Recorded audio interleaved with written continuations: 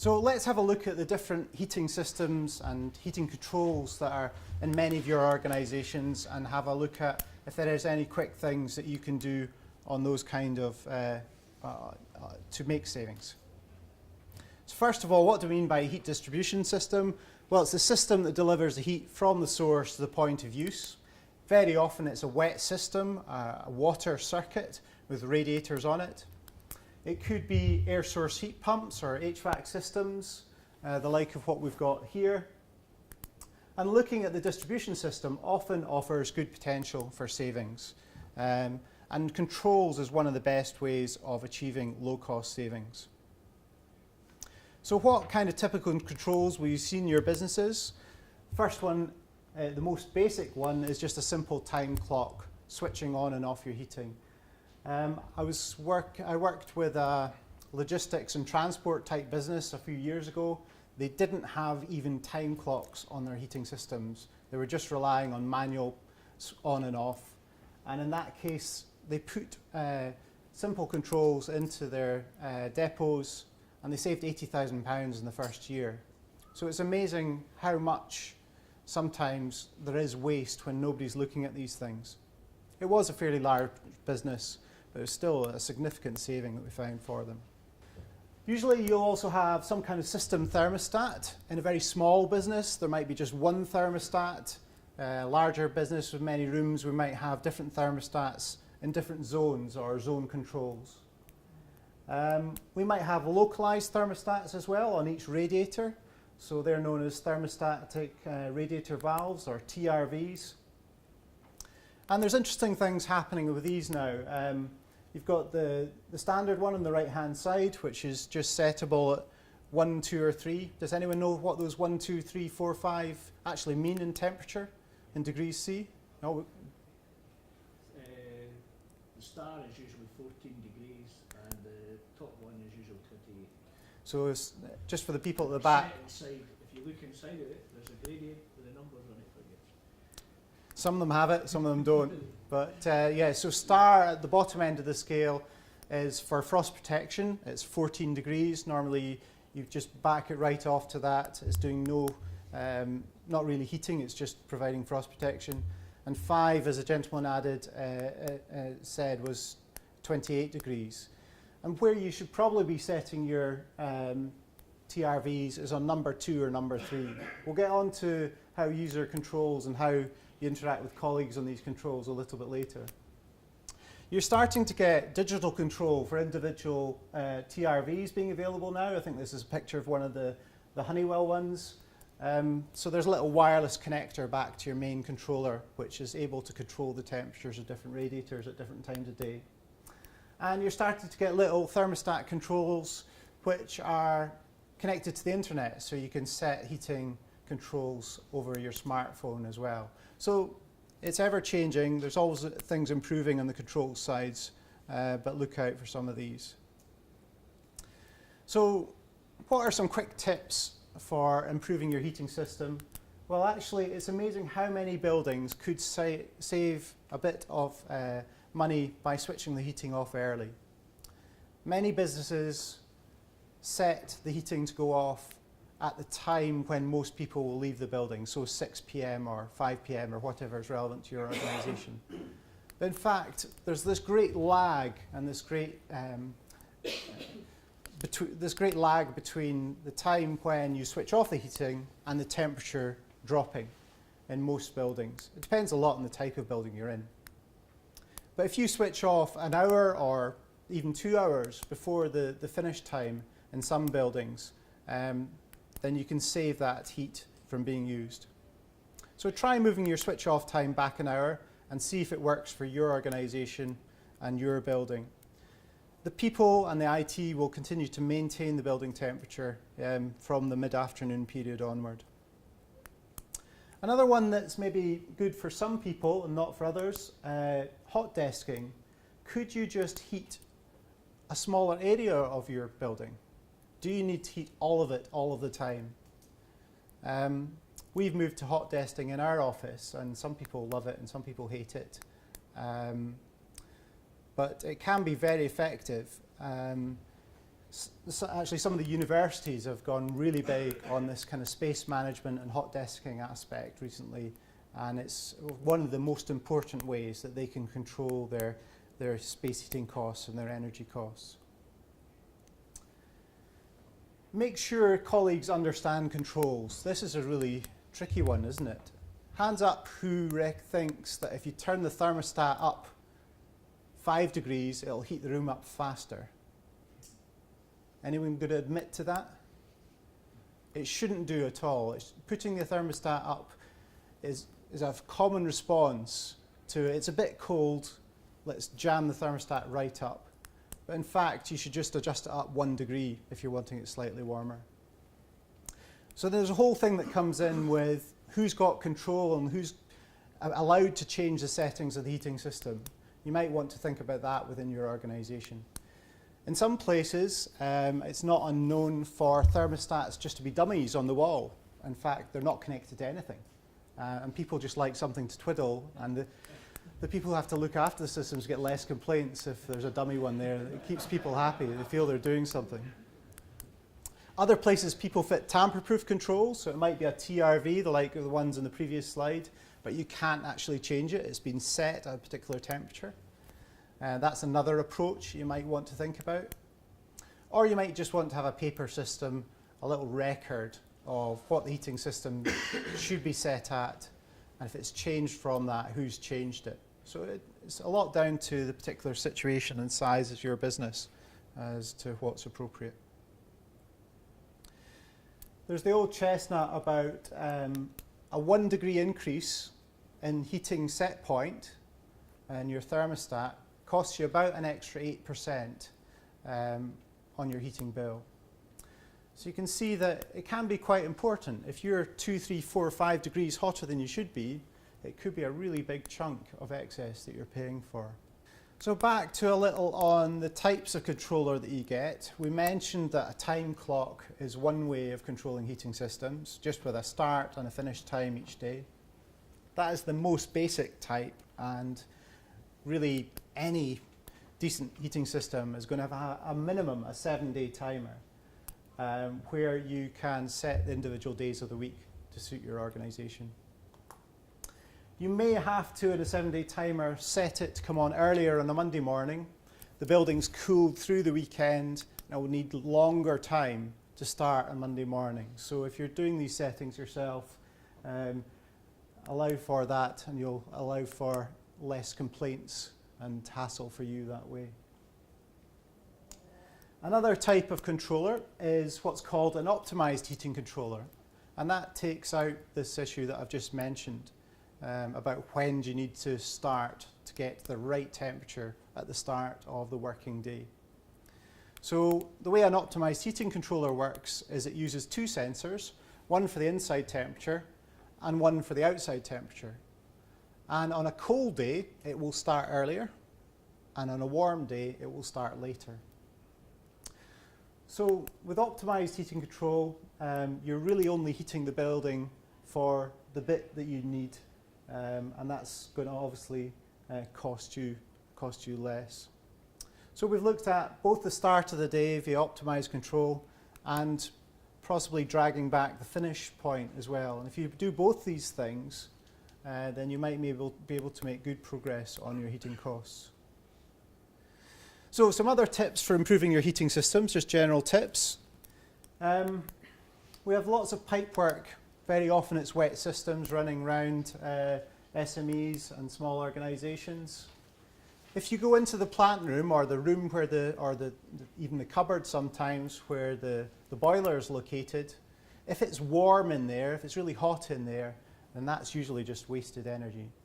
It does depend a little bit on where the boiler is located. So if the boiler is in a room which is right in the centre of your building, and any excess heat created there is going to feed out and be useful in the rest of your building, then this is not the case. But very often the boiler room's at the side or a corner of a building, and excess heat there is just lost. So if you find that it's warm in there, you want to insulate all the hot pipes in that boiler room and save that wasted energy. And it's very cheap and cost effective to do that. You get polystyrene wrap to go around pipes. For the awkward flanges and bends, you get little Velcro attached insulation wraps. They're very quick and easy to attach. And it is worth doing those flanges and awkward bits because one flange is equivalent to about 1 metre of pipe length uninsulated. So they give off a lot of heat. If we think about the pipe, that's the pipe work in the actual plant room or boiler room or boiler cupboard. If we think about the pipe work that's running around the building now, you might want to insulate, you might not. Again, it's down to where does the heat from that pipework currently go. If it's in a location, say under floor, or running along the internal wall, and it's going to feed up and into the building, then any heat escapes. It won't be as controllable as the radiators, which have the thermostatic valves on them, but it'll be generally feeding into the building, generally when you want it. Then there might be a lesser case for insulating that pipework. If it's in a, say in a plenum above your main area and that heat's never going to get back down into your working space, then I would say there's a very good case for insulating it. Make sure that heat doesn't escape and get lost. So think about these kind of options for your organisation. It's a really good idea to keep space free around heaters. So avoid files and desks and furniture piling up right against heaters. Good guide is leave 15 centimetres, 6 inches between any heaters and any furniture. That allows the heat to feed up and into the room, and it allows the heating system to respond to the thermostat when you've asked for heat. So you'll get a better operation that way. And we suggested it just on the last slide actually, record your heating system settings. Just use a simple sheet with a date and a little note of what was changed and what happened and any problems that were noted. And keep that somewhere and fill it in through the year. You might want to put dates in the diary for when the clocks change. Very often people don't change their settings when the clock changes. So things are on an hour later or an hour earlier than they need to be. And things like long holiday periods, especially Christmas holidays, if you have a shutdown period, put that in the diary in advance that somebody's got to go and check the heating systems before you do it, before you go on leave. So some other tips for improving your heating system: appropriate temperatures. This is a really tricky one, isn't it? For office or low activity locations, 19 degrees C or 20 degrees C is what's recommended. For workshops or areas where there's high activity patterns, it's more 16 degrees to 18 degrees C is the recommended set points. And as I noted, turning down the set point by 1 degree C could save 8% of your energy bill. So it is quite important to have the correct set points. Something I mentioned right at the start of the presentation is the variability that we have. We're all different, and people are different, and we are different at different times of day and different days of the week. So it's quite hard to get, especially in large spaces with a lot of people in it, it's hard to get a uniform opinion. We actually had some people who were quite cold in the presentation space yesterday's event, which I wasn't aware of standing up presenting. So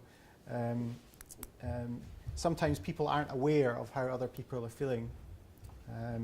Maybe we should have a shout out if anybody's uncomfortable just now. Do let us know and we'll try and adjust the heating settings for here today. What can we say about how to approach these people factors?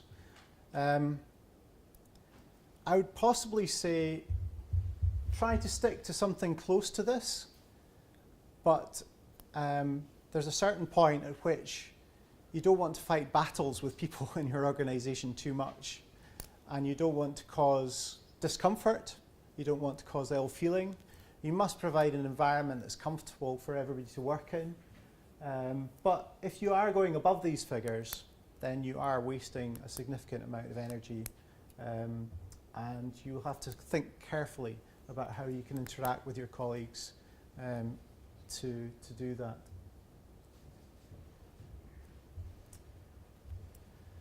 Thermostat's location is an important point as well.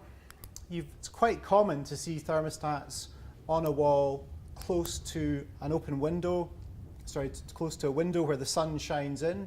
So when the sun shines on that thermostat, it's distorting the temperature of the air that that thermostat is detecting, and the heating system is not going to respond properly. Again, close to doors or drafty areas is not a good idea, not a good location for a thermostat. There are a lot of wireless thermostats available now, so if you find yours is in the wrong place, it might be relatively simple. You might not even have to rewire to fit one in a more appropriate location. And also, it's really important to think about the other sources of heat that you have coming into your buildings, and is there any way of controlling those as well to improve the comfort and to improve the energy performance.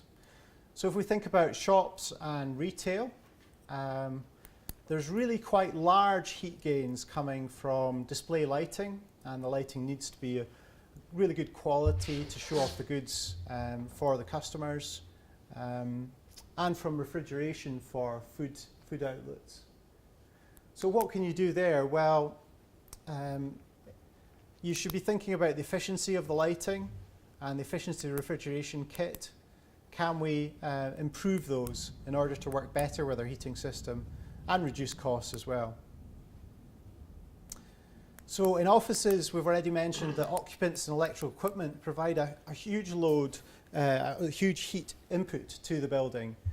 I'll give you an example of one of the universities in Scotland decided to refurbish a tower block not that long ago. And they were looking at the design of the M&E plant, the mechanical electrical plant they would need to put into that building. And what they found was if they fitted low energy computer equipment, so using laptop type processors instead of desktop type computers, it was going to make the difference between having to fit passive natural ventilation system with no energy input required, or a full air conditioned option. And the difference between those two was hundreds of thousands of pounds. So just by thinking about what IT kit was going to go into the rooms made the difference between those two options.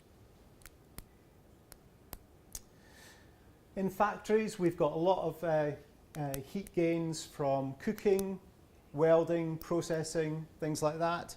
So again, can you think about your processes? Could you have an insulated cover to prevent heat loss that's causing a problem? And in lightweight buildings, solar gains through thin walls or through glazing can make a big difference to temperatures and cause problems for comfort. So be aware of all these issues. Another thing that we could look at is useful for very high ceiling spaces is de-stratification fans. I don't know if anybody's familiar with these, but they're basically a fan either open or ducted, which is forcing air down from the warm air that's collected up near the roof back down to the working space. And they can have paybacks of 4 or 5 years typically, maybe even a bit less. So what you can do if you think you've got a space suitable for this, generally it would have to be a reasonably well insulated space, not a space that's getting a large door opened in it regularly, for example, and cold air coming in. But if you've got a stable situation with a bank of cold air sat up at the top, not being used, and you're having to provide further heat low down to keep things warmer, you can put little monitoring devices and just check that temperature at high and low positions in your room. If there's a significant difference of a few degrees Celsius, then it's a good chance that de-stratification fans might work for you. Some other tips for heating systems that might work for your organisations. In workshop type situations, it's quite common to interlock the heating controls with doors. So when the door is open, the heating will not be on. And this is basically an encouragement for staff to keep the doors closed. And the fact that the business will not pay for heating if people are just not paying attention and leaving the doors open. So that can work quite well. You do have to be a little bit careful of it, because if there is a real business need for the doors to be open for deliveries, for or whatever is needed for several hours per day, then it's not. Is it really fair to penalise staff for not having the heating because those doors have to be open? So just check that interlock heating is going to be fair for people. Another option is fast opening roller shutter doors, which provide a very fast entry into a factory type space for delivery vehicles or for forklifts. And they're very good at retaining heat within the building. They're really most cost effective where you've got a reasonably high temperature within a space. So if you're only heating to 16 degrees or something like that, maybe roller shutter doors won't work. If for some reason you have to heat to 19 or 20 degrees, then there would probably be a much better case for considering those. We had an example yesterday from the workshop yesterday of air curtains. A gentleman had an example of how much heating cost I think Tesco had saved by fitting good quality air curtains near doors. So what this is a unit that is mounted above a door, and when the door opens it turns on and it provides a strong blast of heated air in a downward direction. And what that does is it stops the cold draft rushing in to the building and displacing lots of heat out of the building. So they can be very cost effective. And flexible doors or flexible panels through different sections of factories, through which people or forklifts can pass, can be quite effective as well. I wanted to do a little bit about heat pumps. Does anyone know how a heat pump works? Any show of hands? We've got a few people within the audience. Anyone ever used a heat pump?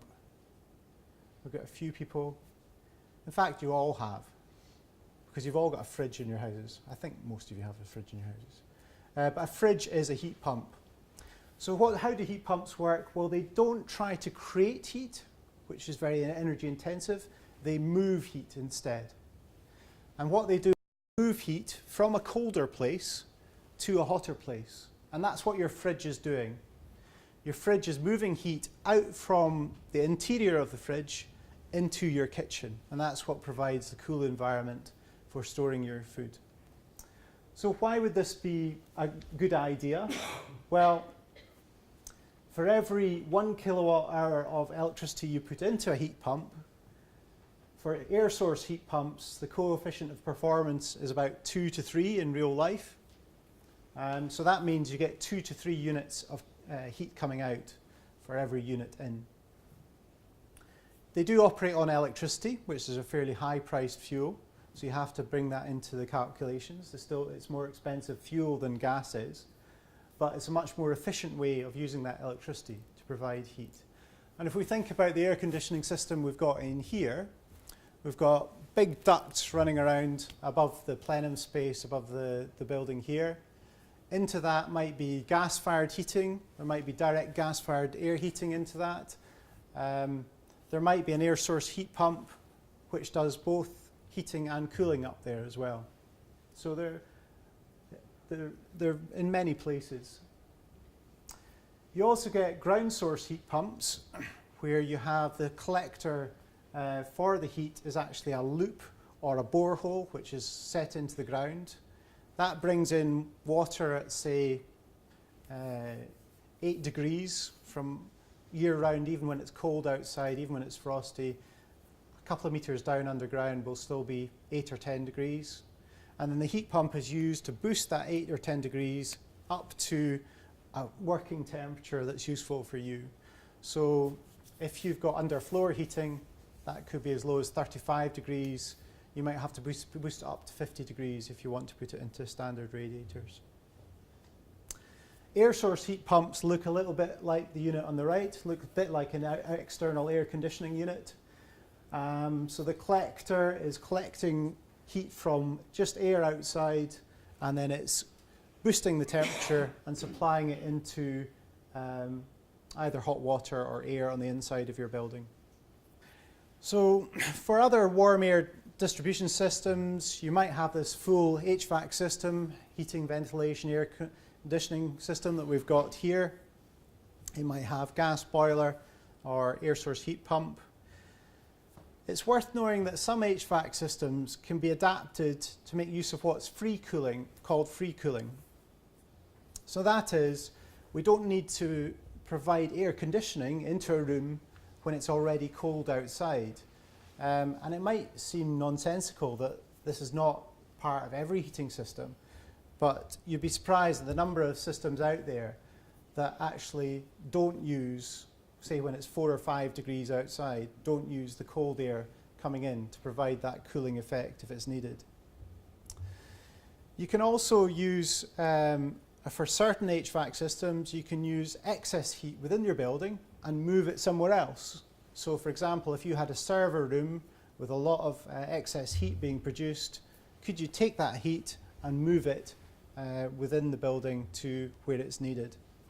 And that depends on the technicalities of that HVAC system and whether it's what's called a 2-pipe or a 3-pipe system.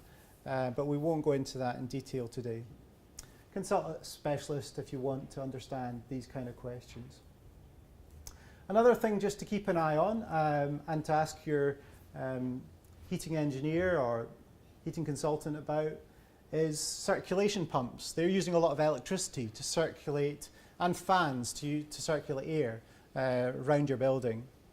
So there's this thing called a variable speed drive, which allows motors to run at variable speed. And dropping the speed by 20% can save up to 50% of what that pump or fan actually consumes. So that could be an interesting one to look at. One really important thing for buildings which have both heating and cooling is to ensure that they don't fight each other. It's really, really common to see one set of equipment trying to heat the building and the other set of equipment is trying to cool it at the same time. So really watch out for that. It can cost an awful lot of excess energy, but hopefully via your benchmark type calculations, you could pick up that something was wrong and then start to investigate what was the problem. So one way of ensuring that you don't get heating and cooling clashing is to set what's called a dead band. So leave at least 4 degrees C between when you finish heating and then when you start cooling. And if you do that, then it should make the likelihood of heating and cooling systems clashing. It should be much less likely, that they clash in that way.